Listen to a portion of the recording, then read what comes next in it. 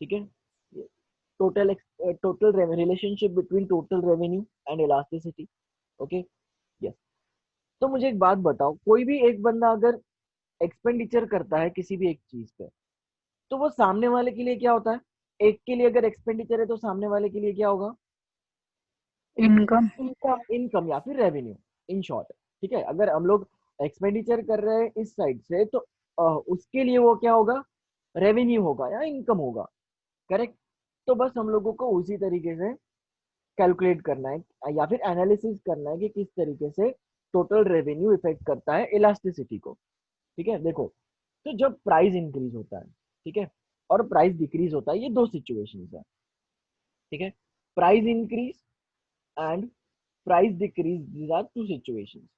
Okay, अब जब price increase हो रहा है और टोटल रेवेन्यू डिक्रीज हो रहा है, ठीक है, मतलब ये वाली सिचुएशन। ठीक है, ये वाली सिचुएशन, जब प्राइस, एक्चुअली यहाँ पे प्राइस डिक्रीज हो रहा था, ठीक है, प्राइस प्राइस डिक्रीज हो रहा था, लेकिन इसी का उल्टा ले लो कि प्राइस इंक्रीज हो रहा है, तो ऑब्वियसली क्वांटिटी डिमांडेड क्या होगा?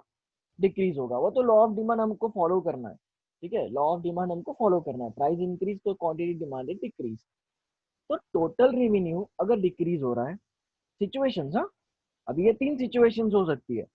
या तो टोटल रेवेन्यू जितना था उससे कम हो सकता है, ठीक है, या तो टोटल रेवेन्यू उतना का उतना ही रह सकता है, या तो टोटल रेवेन्यू इंक्रीज हो सकता है। ठीक है, तो इन तीनों सिचुएशन में हम लोग कैसे एनालिसिस करेंगे कि इट इज इलास्टिक डिमांड और इट इज यूनिटरी और इट इज इन इलास्टिक। ठीक है, तो जब प्राइस इंक्रीज हो रही है, ठीक है, with a given increase in price, जब टोटल रेवेन्यू डिक्रीज हो रहा है, ठीक है, टोटल रेवेन्यू भी डिक्रीज किस तरीके से होगा?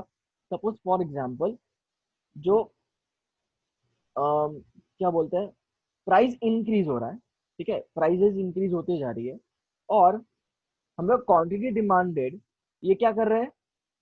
कम बाय कर रहे हैं।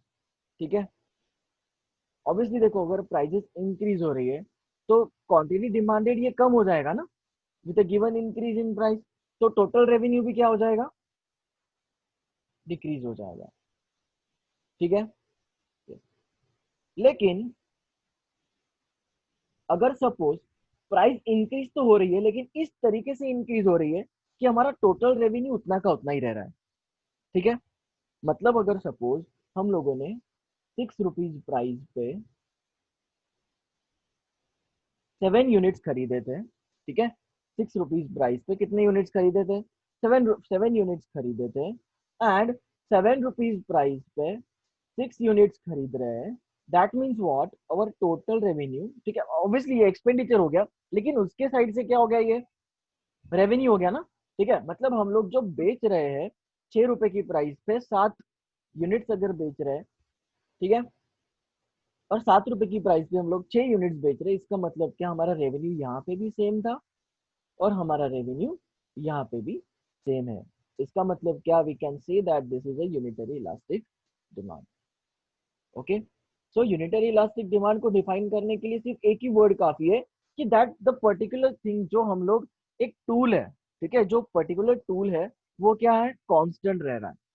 ठीक है, क्या रह रहा है? वो कांस्टेंट रह रहा है, तो that is unitary elastic demand. Okay, that is concluded. Unitary elastic demand ढूंढना मतलब बहुत ही सिंपल है। ठीक है, कांस्टेंट कांस्टेंट है, no change in price no change in demand, इस तरीके से अगर होगा तो, या फिर same change in price same change in demand, तो इस तरीके से होगा तो यूनिटरी इलास्टिक डिमांड है। Okay, elasticity of price will be determined.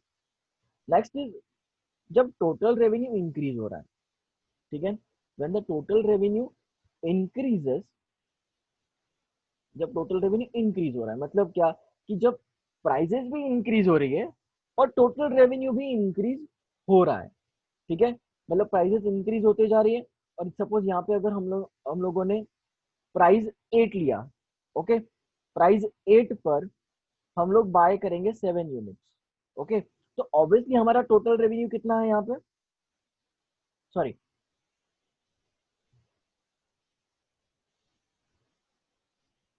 Prices increase हो रही है 9। ओके, प्राइजेस इंक्रीज हो गई 9 तक, और हम लोग जो क्वांटिटी डिमांडेड है वो इंक्रीज हो गया, डिक्रीज हो गया बाय 5, ओके, 2 5, 7 था पहले, फिर उसके बाद में 6 यूनिट्स हो गए, उसके बाद में 5 यूनिट्स हो गए, ठीक है, और प्राइस इंक्रीज हो रहा है 6 7 और 9, तो ऑब्वियसली इस केस में टोटल रेवेन्यू कितना होगा हमारा 45, ठीक है। So when the total revenue increases, okay, so in this total revenue increase हो रहा है, तो we can say that the elasticity of demand is inelastic और relatively inelastic or relatively less elastic, where elasticity of price will be less than 1, okay, where the elasticity of price will be less than 1। यहाँ पे actually आपको numericals की जरूरत नहीं है, ठीक है, न्यूमेरिकल्स आपका पार्ट है ही नहीं पहली बात, ठीक है। तो आपको सिर्फ इतना ध्यान में रखना है, अगर प्राइसेस इंक्रीज हो रही है, ठीक है, प्राइस इंक्रीज हो रही है, तो 3 सिचुएशन, ठीक है, टोटल रेवेन्यू डिक्रीज होगा तो इलास्टिक, ओके, मतलब रिलेटिवली मोर इलास्टिक, ठीक है, टोटल रेवेन्यू सेम होगा तो unitary elastic, total revenue increase हो रहा होगा तो relatively less elastic, okay, relatively less elastic, this is it, okay.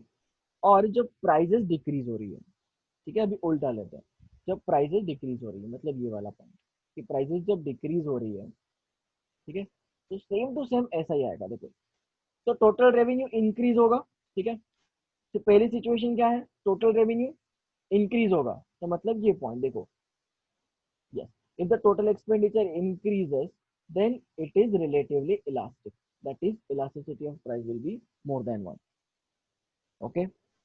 तो सर अभी इसको याद कैसे रखना है, ठीक है सर, ठीक है, आपने जो भी बोला हमको एक्सेप्टेड है, एग्रीड, लेकिन इसको याद कैसे रखना है सर, आपको सिर्फ है ना एक्सपेंडिचर याद रखना है, कुछ भी नहीं करना, ये एक्सपेंडिचर याद रखना है जो हमको ऑलरेडी याद है, ठीक है। एक्सपेंडिचर को किस तरीके से याद रखना है, एक्सपेंडिचर बढ़ा तो relatively elastic, okay, expenditure constant रहा तो यूनिटरी इलास्टिक, वो तो बात ही नहीं है, ठीक है, ये तो हम लोग को ऑलरेडी पता है, ठीक है, सिर्फ इतना याद रखना है, एक्सपेंडिचर बढ़ा तो इलास्टिक, एक्सपेंडिचर घटा तो इन इलास्टिक, बट सिचुएशन क्या है, प्राइसेस डिक्रीज हो रही है, सिचुएशन क्या है, प्राइसेस डिक्रीज हो रही है, बस ये याद रखना है आप लोगों को, ठीक है बच्चों, समझ में आया तुम लोगों को, ठीक है, चलो देखते हैं, यस। टोटल एक्सपेंडिचर उसमें क्या है,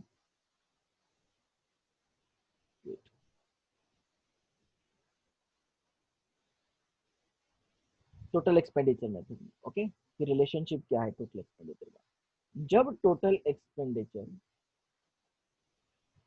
इंक्रीज होता है, ठीक है, with the fall in prices, okay, तो elasticity of price will be more than 1, या फिर क्या बोलेंगे इसी को, इलास्टिक, ओके, या फिर मोर इलास्टिक, जब टोटल एक्सपेंडिचर कांस्टेंट रहता है, ठीक है,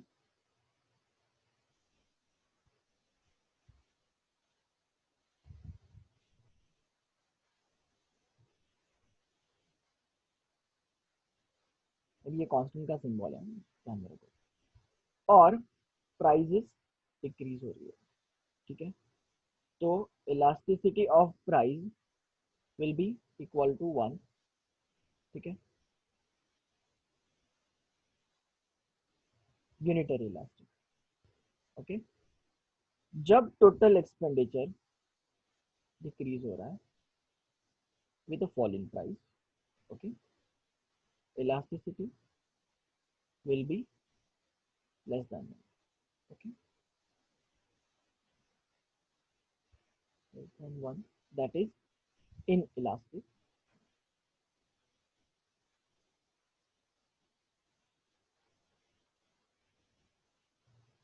ठीक है, दिस इज सिंपल।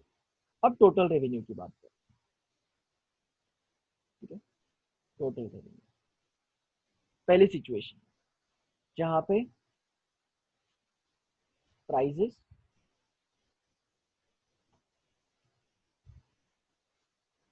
डिक्रीज हो रही है, पहली सिचुएशन यही लेते हैं, ठीक है, क्योंकि ये मैच कर जाएगा, ठीक है। प्राइजेस जब डिक्रीज हो रही है तो तीन सिचुएशन, ठीक है। ये है पहला सिचुएशन पहला, लेकिन उसमें तीन तीन पॉइंट्स, ओके। जब टोटल रेवेन्यू इंक्रीज हो रहा है, ठीक है, तो क्या होगा, सेम टू सेम, ठीक है। प्राइजेस अगर कम हो रही है तो टोटल एक्सपेंडिचर के जैसा ही है, ओके। तो elasticity will be greater than 1, ठीक है। और यहाँ पे लिख लो इलास्टिक, ठीक है। बी टोटल रेवेन्यू कांस्टेंट है, ये कांस्टेंट का सिंबल है, अभी यार तुम समझ लो, ठीक है। सो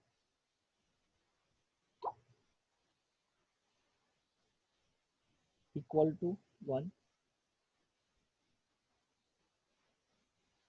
यूनिटरी इलास्टिक। और सी में जब टोटल रेवेन्यू डिक्रीज हो रहा है,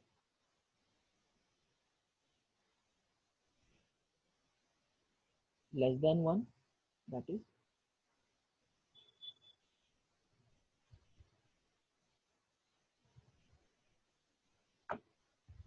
इतना समझ में आया तुम लोगों को? Yes yes sir. Sir. Actually Yes, जैसे sir. थोड़ा सा वो माउस इधर उधर होता है यार, अभी समझ लो, हाँ तुम लोग, ठीक है। तो देखो अभी, क्या अभी आप आइडेंटिफाई कर सकते हो जब प्राइजेस इंक्रीज होंगी तो क्या होगा?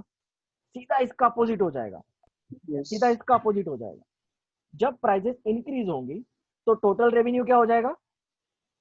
डिक्रीज, पहली सिचुएशन में, करेक्ट? Yes. यस, यस ठीक है। मतलब इन दोनों का उल्टा हो जाएगा, ठीक है। टोटल रेवेन्यू डिक्रीज तो elasticity of price will be greater than 1, ठीक है। चलो पहले देख लेते हैं। देखो पहले इसका आप स्क्रीनशॉट निकाल लो, इसका स्क्रीनशॉट निकाल लो, नोटबुक में लिखना है, कंपलसरी, निकाल कंपलसरी फॉर सीए स्टूडेंट्स, हाँ नोटबुक में लिखना है इसको, इधर गया, ठीक है। चलो अब देखते हैं, जब प्राइसेस इंक्रीज होती है, ठीक है, तो जब टोटल रेवेन्यू डिक्रीज हो रहा है तो इलास्टिक, ठीक है। जब टोटल रेवेन्यू डिक्रीज हो रहा है तो इलास्टिक, ओके। ये इधर आ जाएगा, ठीक है, ये इधर आ जाएगा, दोनों की साइन चेंज, ये इलास्टिक हो जाएगा, ये इधर चला जाएगा। इन शॉर्ट में क्या बोलूं पता है क्या, ये याद रखो तुम लोग, ये भी नहीं, एक ही याद रखो, टोटल एक्सपेंडिचर याद रखो, उससे तुम लोगों को total revenue with the fall in price याद रहेगा, ठीक है। और फॉल इन प्राइस से अगर उल्टा रहा, ठीक है, अगर इंक्रीज इन प्राइस रहा तो आप लोगों को फटाफट से याद आ जाएगा कि है ना, टोटल रेवेन्यू अगर डिक्रीज हो रहा है तो इलास्टिक, टोटल रेवेन्यू अगर इंक्रीज हो रहा है तो इन इलास्टिक, दैट्स, क्योंकि यहाँ पे प्राइजेस बढ़ रही है। बच्चों आया समझ में? किस तरीके से याद रखना है, सिंप्लीफाइड वे में, ठीक है। Yes. Yes sir. Yes, sir. देखो कभी भी है ना, ऐसा ही करना है, देखो कभी भी आप लोग कंफ्यूजन में आते हो ना तो उसको रिलेट करके देखना है पिछले वाले से, ठीक है, कि क्या हाँ हमने ये कभी पढ़ा है क्या, तो उसके लिए पहले आपको पिछला वाला पढ़ना पड़ेगा अच्छे से, ठीक है, तब जाके तुमको यहाँ पे याद आएगा कि हाँ हम लोगों ने पिछले बार ये पढ़ा हुआ है। तो उसको रिलेट करके देखते हैं ताकि हम लोग कुछ ना कुछ उसकी स्ट्रेटेजी बनाए, ठीक है। चलो दैट्स इट। अभी हम लोग एकदम छोटू सा या फिर एकदम प्यारा सा पॉइंट पढ़ते, that is determinant of price elasticity of demand and importance of elasticity of demand, ठीक है। Importance of elasticity of demand, yes. CMA वालों को खुशखबरी ये है कि आपको सिर्फ प्राइस इलास्टिसिटी कैलकुलेट करने को बोला है, इनकम और क्रॉस इलास्टिसिटी नहीं है, जहां तक मैंने अभी तक सिलेबस देखा है, ठीक है। मिल जाए तो बिंदास बताओ, ठीक है। सो इनकम इलास्टिसिटी और क्रॉस इलास्टिसिटी आप लोगों को नहीं है, हालांकि यहाँ पे उन्होंने दिया है, ठीक है। मैं खुद शॉक था, उन्होंने यहाँ पे दिया हुआ है, लेकिन फिर उन्होंने इलेबोरेशन में सिर्फ ये प्राइस इलास्टिसिटी दिया है, ठीक है। तो three types of elasticity of demand, income cross नहीं दिया है, सिर्फ प्राइस इलास्टिसिटी दिया है, कहीं पे मुझे इनकम तो दिख नहीं रहा है, ठीक है। Yes, दिया है क्या?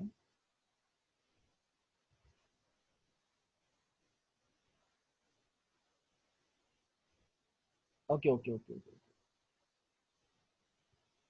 मैं इसी को प्राइस इलास्टिसिटी, ओके ठीक है, इनकम इलास्टिसिटी दिया है और क्रॉस इलास्टिसिटी भी दिया है, ठीक है, क्रॉस इलास्टिसिटी भी दिया।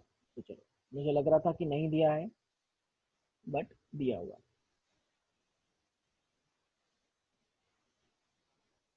कोई बात नहीं, ठीक है। चलो दिया है तो ये भी हम लोग पढ़ लेंगे। पहले हम लोग पढ़ते हैं कि determinants of price elasticity of demand, और सीएमए की मॉड्यूल में दिया है importance of elasticity of demand. Okay, yes, ये है importance of elasticity of demand. And पहले देख लेते हैं what are the determinants of price elasticity of demand. In the above section we have explain what is price elasticity and how it is measured. Yes sir, हम लोगों को समझ में आ गया है कि how it is measured price elasticity of demand. Now, an important question is, what are the factors which determine the elasticity of demand? Okay, whether the good will be elastic or inelastic. We will consider the following important determinants of price elasticity. Availability of substitutes. One of the most important determinants of elasticity is the degree of availability of close substitutes. Some commodities like butter, cabbage, Maruti car, Coca-Cola, etc. have close substitutes. There are margarine, other green vegetables, Santro or other cars, Pepsi or other cold drinks, respectively. A change in the price of these commodities, the prices of substitutes remaining constant, can be expected to cause quite substantial situation. A fall in the price leading consumers to buy more of the commodity in question, and a rise in the price leading consumers to buy more of the substitutes. Commodities such as salt, housing, and all vegetables taken together have few, if any, satisfactory substitutes, and rise in their prices may cause a smaller fall in their quantity demand.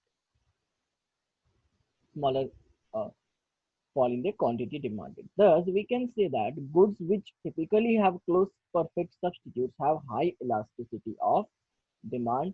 ठीक है, ये important है हमारे लिए।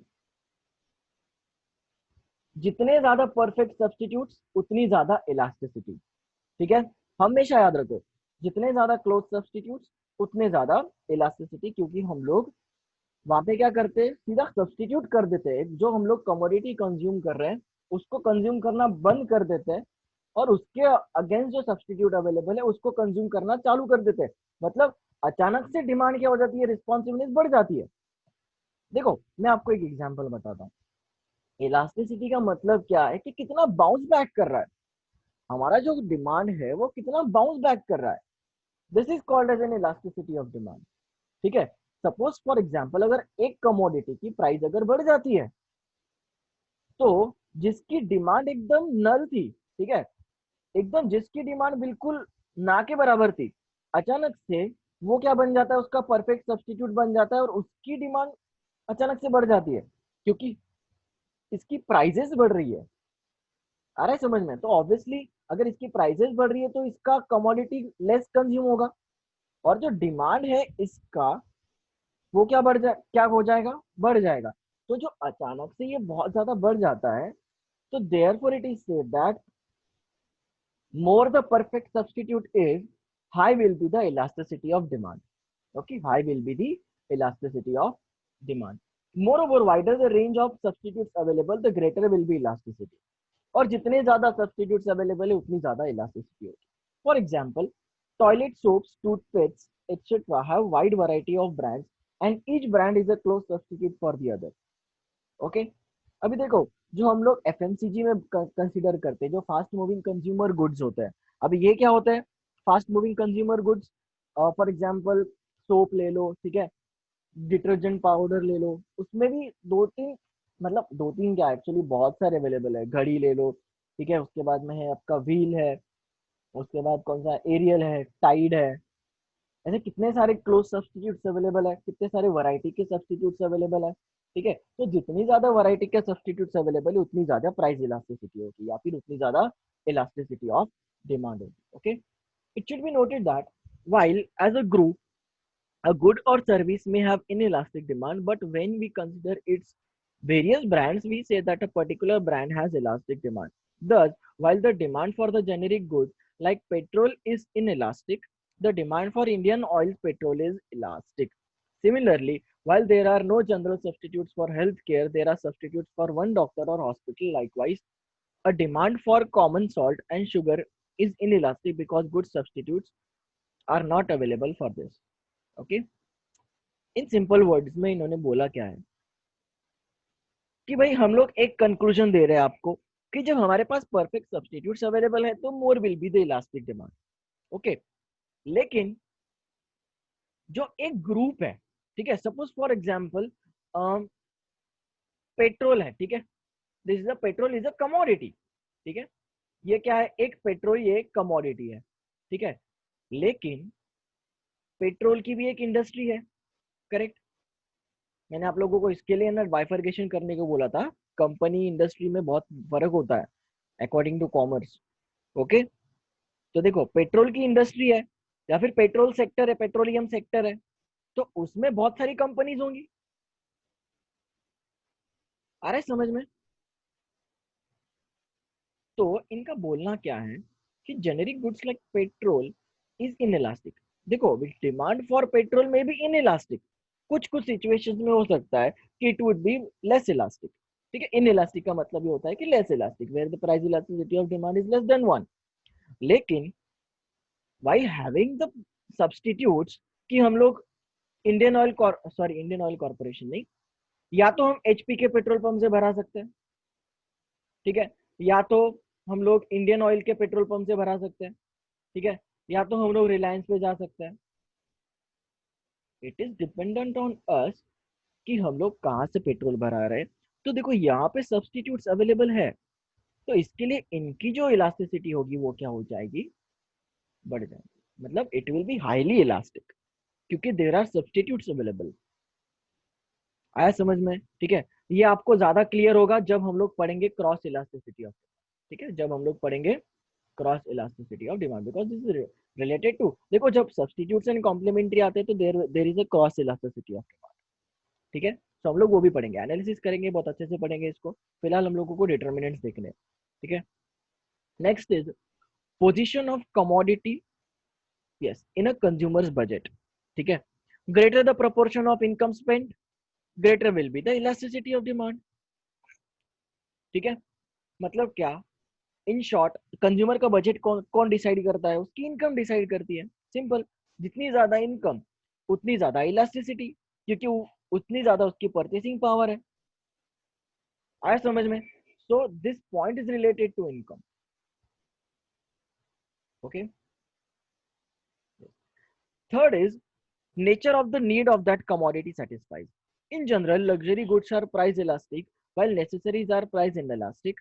Thus, while the demand for television is relatively elastic, the demand for food and housing is generally inelastic. If it is possible to postpone the consumption of the particular goods, देखो होता क्या है कि ये ना जो लग्जरी गुड्स है, okay, या फिर लग्जरी गुड्स बोलने से अच्छा हम लोग बोलेंगे कि जो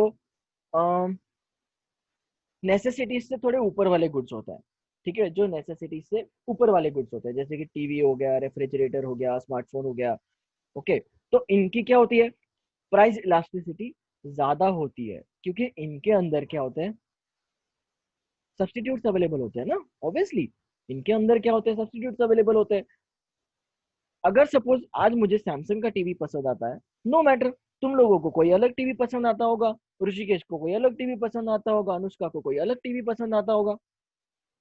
ठीक है, सो यहाँ पे जब परफेक्ट सब्स्टिट्यूट्स अवेलेबल है तो obviously elasticity of demand will be high. Okay, लेकिन what about the necessities. Okay, for example salt का एग्जांपल लेते हैं. Salt is a necessity. Okay, तो नेसेसिटी में सब्स्टिट्यूट्स थोड़ी ना होते हैं, मतलब इतने परफेक्टली सब्स्टिट्यूट्स थोड़ी ना होते हैं. ठीक है, सॉल्ट की जगह पे हम लोग शुगर डाल सकते हैं क्या? ठीक है, तो ऑब्वियसली सॉल्ट तो सॉल्ट होता है. ठीक है, सो सॉल्ट अगर सपोज नेसेसिटीज है, सिर्फ सॉल्ट की एग्जांपल नहीं ले रहा हूँ, ठीक है, मैं in general is inelastic, it is possible.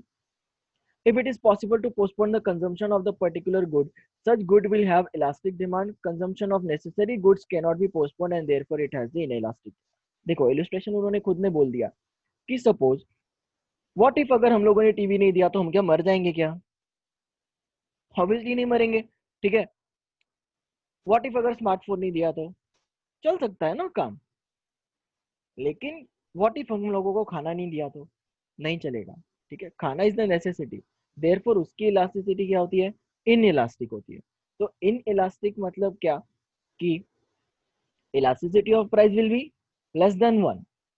मतलब क्या कि क्वांटिटी डिमांडेड ये फर्क नहीं पड़ रहा है, ज्यादा ज्यादा से चेंज नहीं हो रही है, लेकिन भले प्राइस ज्यादा से चेंज हो जाए लेकिन क्वांटिटी डिमांडेड को ज्यादा फर्क नहीं पड़ रहा है, ठीक है। Therefore we call it as a inelastic demand, ठीक है। Next is number of uses which a commodity can be put. मतलब क्या, अगर सपोज जितने ज्यादा यूजेस है उतनी ज्यादा इलास्टिसिटी होगी, ठीक है। और जितने कम यूजेस है उतनी ज्यादा कम इलास्टिक, मतलब वो उतना इन इलास्टिक होगा, ठीक है। The more the possible uses of the commodity the greater will be the price elasticity and vice versa. Obviously एक चीज अगर हम लोग दो दो तीन तीन जगहों पर अगर यूज कर सकते हैं, ठीक है। एग्जाम्पल ले लो, फोन ही ले लो ना, ठीक है, स्मार्टफोन ले लो। स्मार्टफोन की इलास्टिसिटी ऑब्वियसली हाई ही रहेगी, क्योंकि स्मार्टफोन हम लोग सिर्फ कॉलिंग के लिए थोड़ी ना यूज करते हैं, हम लोग मैसेजेस सेंड करने के लिए, एडिट करने के लिए, फोटो खींचने के लिए, फिर उसके बाद में innumerable of functions we can perform on a smartphone, ठीक है। स्टॉक्स खरीदने के लिए, ट्रेडिंग करने के लिए, ऑनलाइन ट्रेडिंग करने के लिए, हम लोगों को अगर डिलीवरी भेजनी है तो वो भेजने के लिए, बिजनेस करने के लिए, स्मार्टफोन मल्टीपल यूजेस, ठीक है। So therefore high will be the elasticity of demand, okay. और सपोज कोई भी एक चीज है जैसे कि मोटर व्हीकल है, ठीक है। तो मोटर व्हीकल क्या काम करेगी? From moving from one place to another another place, that's it, ठीक है। उसके अलावा कुछ काम करेगा क्या? नहीं। तो द मोटर व्हीकल, जो elasticity of demand for motor vehicle will be in elastic, okay. Time period, the longer the time period more will be, the more completely one can adjust, okay. जितना ज्यादा durable है उतनी ज्यादा elasticity होगी। A simple example to the effect can be seen in the motoring habits. In response to the higher petrol price, one can, in short run, make fewer trips by car. In the longer run, not only can one make fewer trips, but he can purchase a car with a smaller engine capacity when the time comes for replacing the existing one. Hence, one's demand for petrol falls by more when one has made long-term adjustments to higher prices. इन लोगों ने बहुत confusion किया है, ठीक है। Time period का मतलब क्या होता है कि देखो, अगर सपोज हमारे पास अगर कार है, ठीक है, और पेट्रोल के प्राइसेस हाई होते जा रहे हैं, ठीक है, पेट्रोल के प्राइसेस हाई होते जा रहे हैं, तो हम क्या करेंगे? वो कार को कम यूज करेंगे, ठीक है।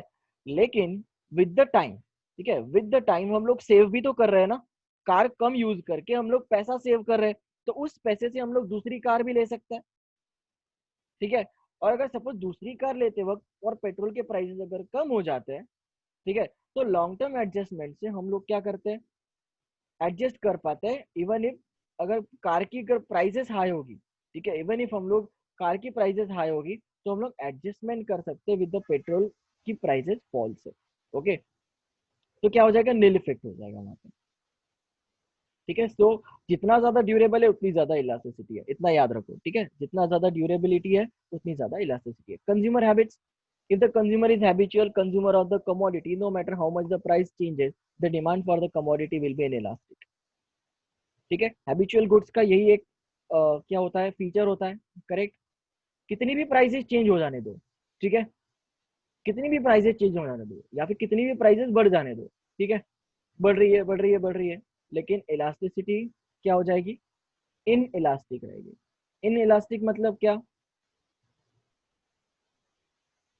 कि कितनी भी प्राइसेस बढ़ जाने दो, उसका डिमांड क्या रहेगा? उतना का उतना ही रहेगा, ठीक है। सो कंज्यूमर हैबिट डिसाइड करती है कि prices will be, sorry, elasticity will be inelastic, okay. Tied demand, अभी what do you mean by tied demand? The demand for those goods which are tied to others is normally inelastic as against those goods demand is autonomous nature, for example printers and ink cartridges, ठीक है। Obviously ink cartridges के बिना printer चलेगा क्या?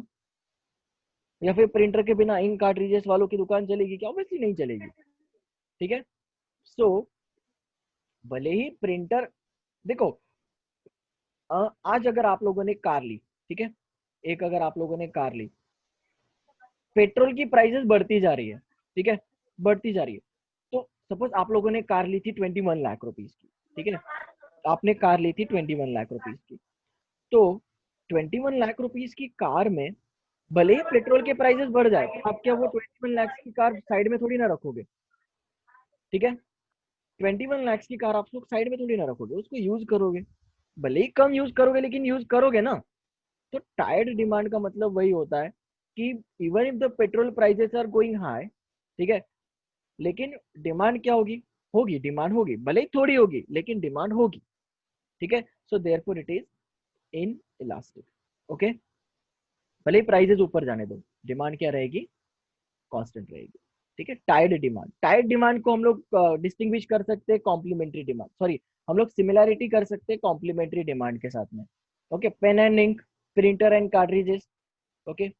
Now price range, goods which are in very high in price or very low in price range have inelastic demand, but those in the middle range having the elastic demand, क्योंकि देखो price range अगर high होगी तो सिर्फ कुछ लोग afford कर पाएंगे, और अगर प्राइस रेंज मिडल होगी तो everyone can afford it, okay. क्योंकि मिडिल क्लास वाले बंदे बहुत ज्यादा है, हम जैसे लोग क्या है, बहुत ही ज्यादा पॉपुलेशन है मिडिल क्लास वालों की, ठीक है, इसके लिए इलास्टिसिटी भी क्या होगी, ज्यादा होगी। मिडिल रेंज के प्रोडक्ट की क्या होगी, इलास्टिसिटी ज्यादा होगी, हाई रेंज के प्रोडक्ट की इलास्टिसिटी कम होगी, दैट इज इन इलास्टिक, ठीक है। Knowledge of the price elasticity of demand and the factors that may change it is of key importance to the business managers because it helps them to recognize the effect of price change on their total sales and revenues. Firms aim to maximize their profits and their pricing strategies is highly decisive in attaining their goals, ठीक है। और ये pricing strategies कौन determine करता है, हम जैसे professionals determine करते हैं, बिकॉज हम लोगों को पता होता है कि जो इलास्टिसिटीज है वो कैसे इफेक्ट करने वाले हैं हमारी टोटल रेवेन्यू के अंदर, और अगर टोटल रेवेन्यू एक्सपेक्ट हमारा अगर टोटल रेवेन्यू इफेक्ट हो रहा है तो हमारी टोटल सेल्स भी इफेक्ट होगी, करेक्ट, ओवरऑल प्रॉफिटेबिलिटी पे फर्क पड़ेगा, एक्सपेंशन पे फर्क पड़ेगा, ठीक है। So therefore elasticity of price is very plays a very key importance role in business decisions, okay. The managers need to recognize that lowering the price would expand the volume of the sales and result an increase in the total revenue. On the other hand, the demand curve relatively inelastic, the firm may safely increase the price and thereby increase its total revenue, as they know that the fall in sales would be the would be less than proportionate. On the contrary, if the demand is elastic, a price increase will lead to decline in total revenue as fall in sales would be more more than proportionate. देखो ये वाला जो line अभी मैंने पढ़ा ना, मुझे पता है आप लोगों को समझ में नहीं आया। देखो सिंपली इन्होंने बोला क्या है, कोई भी एक मैनेजर है, सपोज आप लोग है ना कंपनी का जो सेल्स है वो एनालिसिस कर रहे हो, करेक्ट, तो आपकी प्राइसिंग स्ट्रेटेजी क्या है पता है क्या, आप है ना पहले कम प्राइजेस चार्ज कर रहे हो, इसका मतलब क्या, आपकी क्वांटिटी डिमांडेड ज्यादा होगी, इसका ही मतलब क्या, आपका जो टोटल सेल्स है वो क्या कर रहा, वो क्या हो रहा है, एकदम एकदम ट्रिमेंडसली बढ़ रहा है, ठीक है। टोटल रेवेन्यू, ठीक है, सेल्स ही मतलब क्या, रेवेन्यू है, तो टोटल रेवेन्यू आपका बढ़ते जा रहा है, बढ़ते जा रहा है। लेकिन अगर सब तो देखो फिर वो लोग क्या करते हैं, पहले कम प्राइस में हम लोगों को आदत लगवा देते हैं उस प्रोडक्ट की, ठीक है, तो that product becomes our the part of our lifestyle, okay. तो लाइफस्टाइल का जब वो पार्ट बन जाता है तब उस वक्त क्या करते हैं ये लोग प्राइसेस बढ़ा भी देंगे, तो उनका जो डिमांड कम होगा that will be less proportionate, और उनका जो रेवेन्यू होगा वो इंक्रीज ही होते जाएगा, वो कम नहीं होगा, क्योंकि fall in demand is less proportionate than increase in the prices. That is why it is said that it is inelastic. That is why it is said that relatively inelastic. बच्चों ये simple भाषा में समझ में आया तुम लोगों को, प्राइस रेंज किस तरीके से, अगर प्राइसिंग स्ट्रेटेजीज है तो किस तरीके से ये लोग प्राइसिंग स्ट्रेटेजीज को यूज करके अपना रेवेन्यू बढ़ाते हैं, ठीक है, समझ में आया तुम लोग, Yes. ठीक है। Yes, sir. Yes, sir. Yes, sir. मैं ये एग्जिट कर रहा हूँ, फिर से ज्वाइन करना है, ठीक है, 20 मिनट्स का लेक्चर और है, तो एग्जिट कर रहा हूँ, बस थोड़ा सा इंपॉर्टेंस पढ़ लेंगे फिर उसके बाद में that's it for today, okay. Okay. Yes, sir. Yes.